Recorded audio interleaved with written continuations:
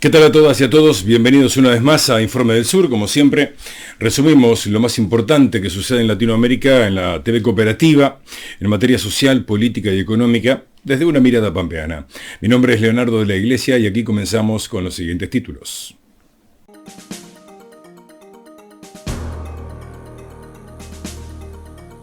En el programa de hoy informaremos sobre la situación de Jair Bolsonaro en Brasil luego de 2 años y 7 meses de gobierno. Otro acontecimiento importante fue la asunción de Pedro Castillo como nuevo presidente de Perú. También estaremos hablando sobre la CELAC, cuál es su funcionamiento y el acuerdo firmado recientemente por la misma para crear la Agencia Latinoamericana del Espacio. En materia de género, se aprobó en el Senado chileno el matrimonio igualitario, que ya será ley si tiene mayoría en la Cámara Baja.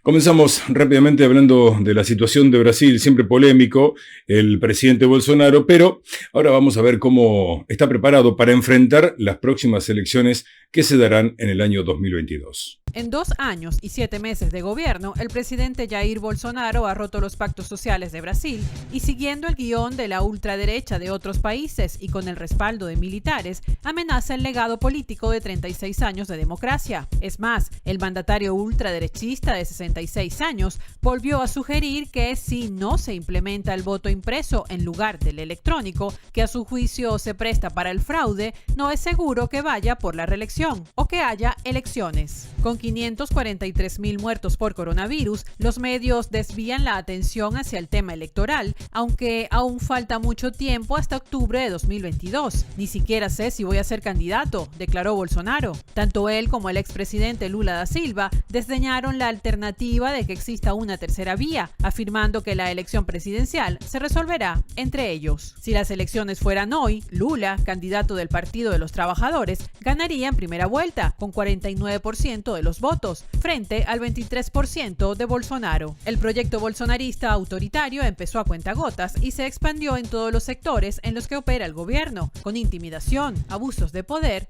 leyes nuevas que pasan inadvertidas para la sociedad, silenciar voces contrarias. La democracia ha sido tomada de asalto. Jair Bolsonaro no vive su mejor momento. Rechazado por la mitad de la población por cómo ha gestionado la pandemia, el mandatario se enfrenta desde mayo a protestas contra su gestión, impulsadas por los partidos de izquierda. Los sondeos ya mostraban que el apoyo a Bolsonaro caía poco antes de que las denuncias de corrupción por la compra de vacunas para la COVID-19 llegaran a los noticieros a finales de junio. Así como han ganado privilegios, los militares también viven el desgaste del poder al lado de Bolsonaro. Han prestado su imagen a un gobierno que pierde prestigio con los resultados de la pandemia, el alto desempleo y las denuncias de corrupción en la compra de vacunas contra la COVID-19. Su estrategia para debilitar las instituciones y mantenerse en el poder se hacen cada vez más evidentes a medida que su popularidad desciende y las elecciones del 2022 se acercan. Este gobierno invirtió $16.600 millones en privilegios a los militares y policías. La pregunta es si todos estos beneficios que han conseguido del gobierno se convertirán en apoyo en caso de que el presidente intente quedarse en el poder. La repulsión a la presencia de los militares en la política se amplifica en las movilizaciones callejeras de Fora Bolsonaro. La interrupción de este proceso de desmantelamiento, corrupción y masacre es la mayor urgencia de este dramático periodo histórico. El primer paso hacia esto parece ser el juicio político a Bolsonaro, la pantalla que esconde detrás de ella a los responsables de la hecatombe nacional, los políticos que conspiraron contra la democracia, transformando a las Fuerzas Armadas en una facción política de extrema derecha. Y finalmente, en Perú, en el bicentenario de su independencia, Pedro Castillo asumió como el nuevo presidente. Lo vemos en el siguiente informe. Coincidiendo con los 200 años de la conmemoración de la independencia de Perú, el país abrió un nuevo ciclo histórico con la asunción del presidente Pedro Castillo, un profesor de escuela rural de 51 años. Castillo, que asume el poder para el periodo 2021-2026, juró ante representantes de los poderes del Estado, el Congreso en pleno, sus familiares más cercanos y media docena de jefes de Estado invitados a la asunción. En su alocución cargada de reivindicaciones históricas, promesas de mejoras sociales y propuestas de reforma económica, pero sin estridencias ni amenazas ni rupturas radicales. También anunció que presentará un proyecto de ley para una reforma constitucional que permita la convocatoria de una asamblea constituyente que tenga como encargo redactar una nueva constitución política para el país. Una de nuestras principales banderas políticas, convertida ahora en una bandera de la mayoría del pueblo, es la convocatoria a una asamblea constituyente que dote a nuestra patria de una nueva Carta Magna que permita cambiar el rostro a nuestra realidad económica y social. Insistiremos en esta propuesta, pero siempre en el marco de la ley y con los instrumentos legales que la propia Constitución vigente proporciona. Tengan la seguridad que nunca se hará tabla rasa de la legalidad. También anunció una defensa enfática de la descentralización y la defensa de las culturas y los pueblos originarios que habitan en el país, históricamente alejados del poder y discriminados y a quienes Castillo dijo representar. Asimismo anunció que no gobernará desde el Palacio de Gobierno de Lima. Creo que tenemos que romper con los símbolos coloniales para acabar con las ataduras de la dominación que se han mantenido vigentes por tantos años. Cederemos este palacio al nuevo Ministerio de las Culturas para que sea usado como un museo que muestre nuestra historia desde sus orígenes hasta la actualidad. Durante su alocución, Castillo no hizo tampoco ninguna referencia a quienes formarán su ejecutivo, una nómina sobre la que ha mantenido un estricto hermetismo. En Nicaragua continúa el cronograma electoral en medio de denuncias por detenciones de opositores. Vamos a ver lo que sucede en este informe en el país centroamericano. Inició la carrera electoral en Nicaragua. Cientos de nicaragüenses fueron convocados este fin de semana a verificar su identidad para votar en las elecciones. El sacerdote Edwin Román asistió en la localidad que le corresponde. Y es que el proceso tuvo lugar mientras opositores denunciaban el arresto domiciliario de Noel Vidaurre, el séptimo aspirante presidencial en manos de la policía, y la octava aspirante de oposición, la abogada María Asunción Moreno, salía del país al conocer que sería apresada. Ante el acoso, la persecución y la amenaza de mi encarcelamiento por parte de la dictadura Ortega Murillo, he decidido salir del país. Creo que desde el duro exilio podré aportar más que desde el aislamiento e incomunicación al que son sometidos nuestros presos políticos. Daniel Ortega, que gobierna desde 2007, ha manifestado que sus contrincantes a la silla presidencial son delincuentes. Hasta ahora, más de 30 líderes han sido privados de libertad y sus familiares denuncian que no han podido verlos. Las elecciones por ahora no tienen otro posible candidato que el líder sandinista en busca de su cuarta reelección.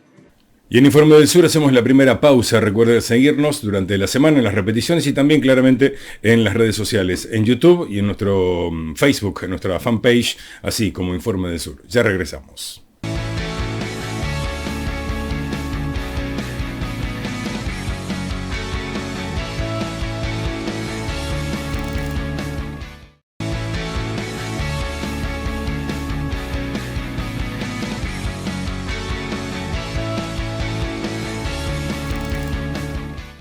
Abrimos el segundo bloque, vamos a escuchar un análisis importante, ¿sí?, de Marcos Salgado. Va a profundizar precisamente sobre la CELAC y la OEA y cómo estos dos organismos han funcionado en los últimos años. Escuchémoslo. Cuando casi nadie lo esperaba, el presidente mexicano Andrés Manuel López Obrador encabezó en el Palacio de Chapultepec, en el Distrito Federal mexicano, una ceremonia por el 238 aniversario del natalicio de Simón Bolívar frente a los cancilleres y ministros de la Comunidad de Estados Latinoamericanos y Caribeños, la CELAC. ¿Se acuerdan de la CELAC? Una comunidad de naciones que tiene como definición central y principal a quienes no están, Estados Unidos y Canadá. La CELAC tuvo su cumbre de instalación nada más y nada menos que en Caracas, con el comandante Hugo Chávez, el 2 y 3 de diciembre de 2011, hace casi 10 años. Eran momentos donde el mapa regional, el de la América Latina sin Estados Unidos, todavía se equilibraba hacia el progresismo. Ese mapa después comenzó a cambiar. En marzo de 2013 falleció Hugo Chávez y en 2016 se consumó el golpe de Estado en Brasil con la destitución de Dilma Rousseff. Ya en 2018 y 2019 las cumbres anuales de la CELAC no se realizaron, mientras crecía el protagonismo del otro ente regional claramente en la vereda de enfrente, la Organización de Estados Americanos, la OEA, el Ministerio de Colonias, como lo definió en su momento Fidel Castro. Ya para ese entonces, la OEA tenía como secretario general a quien todavía ostenta el cargo, el uruguayo Luis Almagro, a quien le valió y le bastó haber sido canciller de Pepe Mujica para llegar a la secretaría de la OEA y ahí hacer una vuelta en el aire completa, total, para pasar a representar consecuentemente los intereses de Estados Unidos en la región, el Ministerio de Colonias, que denunciaba a Fidel. Con la CELAC desactivada en 2020, el gobierno post-golpe en Brasil, el de Bolsonaro, comunicó que no participaría más en la CELAC por considerar que el organismo no tiene condiciones para actuar adecuadamente en el actual contexto de crisis regional, eso dijo Bolsonaro. Pero ya en ese momento, inicio de 2020, la balanza se empezaba a inclinar para el otro lado. Andrés Manuel López Obrador, presidente de México, asumía la presidencia pro tempore de la CELAC y se apoyaba en un recién llegado a los sillones presidenciales, Alberto Fernández, en Argentina, para crear un eje sur a norte que parece determinante ahora para lo que pasó esta última semana en Chapultepec. Lo que decíamos al principio. En un homenaje a Bolívar, en su natalicio, López Obrador planteó la sustitución de la Organización de Estados Americanos, la OEA, por un organismo autónomo, no lacayo de nadie, que sea mediador en conflictos entre las naciones en asuntos de derechos humanos y de democracia, pero a petición y aceptación de las partes. Y en el medio de la crisis más mediática de las últimas semanas, planteó un reconocimiento a Cuba por hacer valer su soberanía e independencia durante más de medio siglo frente a Estados Unidos. López Obrador recuperó la mejor tradición diplomática mexicana de defensa de la soberanía de las naciones latinoamericanas frente al permanente injerencismo de Washington y retomó la bandera de la unidad latinoamericana y hasta hizo este llamado a sustituir a la disfuncional OEA por un organismo autónomo. Y sin duda México es una voz fuerte en el concierto regional. Y a esta altura la carga contra la OEA no puede calificarse de extemporánea. Fue la OEA de Almagro la que orquestó el golpe de Estado 2019 en Bolivia y antes, entre otras fechorías, transmitió la representación de Venezuela a Juan Guaidó, una especie de bufón sin cartas credenciales, más que las de Washington. Ya el comienzo de un nuevo equilibrio regional, con Perú no tan a la derecha y el Chile constituyente y el bolsonarismo del partido militar en Brasil tal vez en retirada, son pujas que están abiertas en América Latina. Y fue precisamente en la cumbre de la CELAC en México que distintos cancilleres de países latinoamericanos firmaron la conformación de la Agencia Latinoamericana del Espacio con el objeto de unir inversiones con respecto a las tecnologías. Países de la Comunidad de Estados Latinoamericanos y Caribeños, CELAC, firmaron en la capital mexicana el convenio constitutivo de la Agencia Latinoamericana y Caribeña del Espacio, ALCE. Los cancilleres de México, Ecuador, Bolivia, Argentina, Costa Rica y Paraguay rubricaron el acuerdo con el compromiso de presentar la ALCE en la reunión de jefes de Estado y de Gobierno del 18 de septiembre para que se incorpore toda la región. Así lo expuso el secretario mexicano Marcelo Ebrard. Todos los países aquí representados estamos haciendo algo respecto al espacio. Solo que ahora lo vamos a hacer en combinación y entonces los recursos se multiplican como por 20 veces.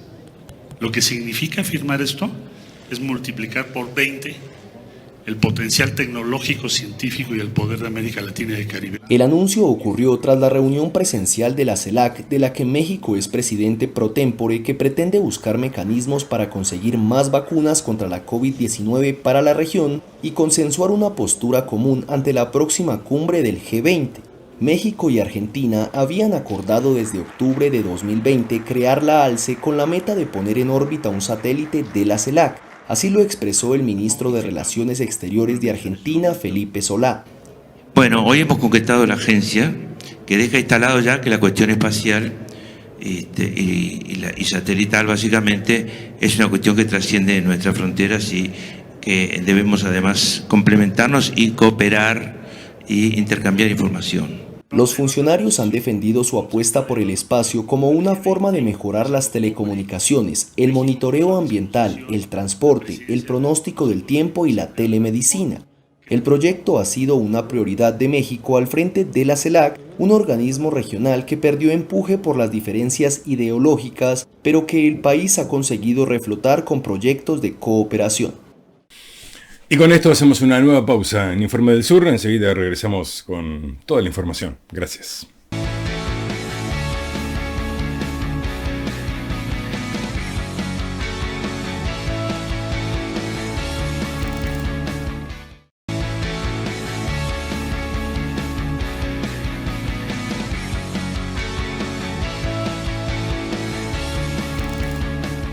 Abrimos un nuevo bloque hablando precisamente de Ecuador porque se cumplieron 60 días de la asunción del presidente Guillermo Lasso y ya por supuesto mostró un perfil de cuáles van a ser sus políticas de gobierno que precisamente son de corte absolutamente neoliberal.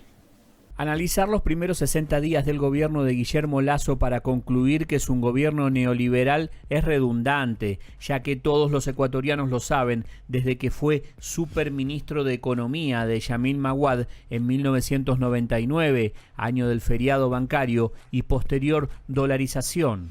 El gobierno no quiere aparecer como neoliberal, sino como defensor de la democracia, propiciando un Ecuador del encuentro, aunque los encuentros hasta aquí realizados no se vislumbran nada democráticos.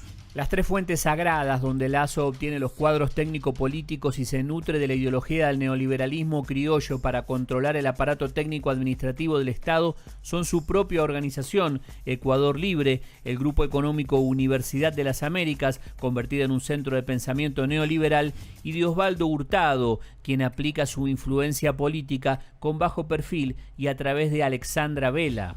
En mayo último, en el Foro Iberoamericano Desafíos de Libertad, encabezado por el escritor peruano Mario Vargas Llosa, Lasso anunció que concesionarían al sector privado las 3 refinerías del Estado, las carreteras, la Corporación Nacional de Telecomunicaciones, propiciaría la venta internacional del Banco del Pacífico y apostaría por la explotación de los recursos naturales y la minería. No es que el gobierno esté muy preocupado de la salud de la población, ni de la red hospitalaria pública, que no tiene ni medicinas. Lo que le interesa es llevar adelante un gran proceso de vacunación de 9 millones de personas en 100 días, porque eso asegura la reactivación económica, el consumo y dinamiza así la acumulación de capital. En el Ecuador el poder político se ejerce asegurando el poder de coerción del Estado, es decir, manteniendo relaciones carnales con las Fuerzas Armadas. Cuando posesionó al nuevo alto mando, Lasso dijo que en el estallido social de octubre de 2019 las Fuerzas Armadas estuvieron en la vereda correcta de la historia. El nuevo comandante general respondió que así fue y que así será en el futuro, que están listos para combatir la subversión.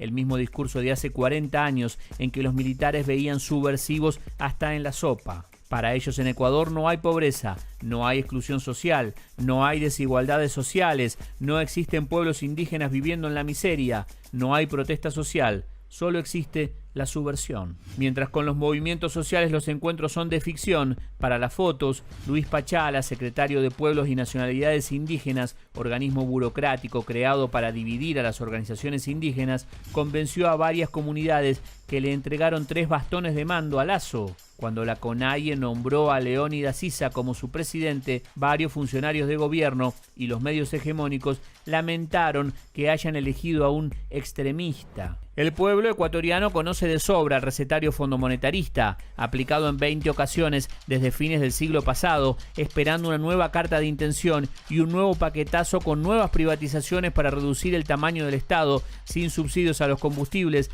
y sin esperanzas de recuperar los 7.600 millones de dólares de la evasión tributaria anual. Pero lo cierto es que su gobierno está consagrado a los grandes capitales, nacionales y extranjeros, al Fondo Monetario Internacional y al Banco Mundial, y la reunión será en agosto, en el segundo año de la pandemia. Bueno, como lo comentábamos en los títulos, en Chile se obtuvo media sanción en el Senado precisamente sobre el proyecto de matrimonio igualitario, ¿sí? Proyecto que desde hace muchos años estaba presentado, pero los sectores más conservadores lo frenaban. Si se aprueba precisamente en diputados, bueno, garantizaría los mismos derechos a las personas del mismo sexo que deseen casarse. El Senado de Chile aprobó este miércoles un proyecto de ley sobre el matrimonio igualitario, una sesión que la presidenta de la Cámara definió como histórica.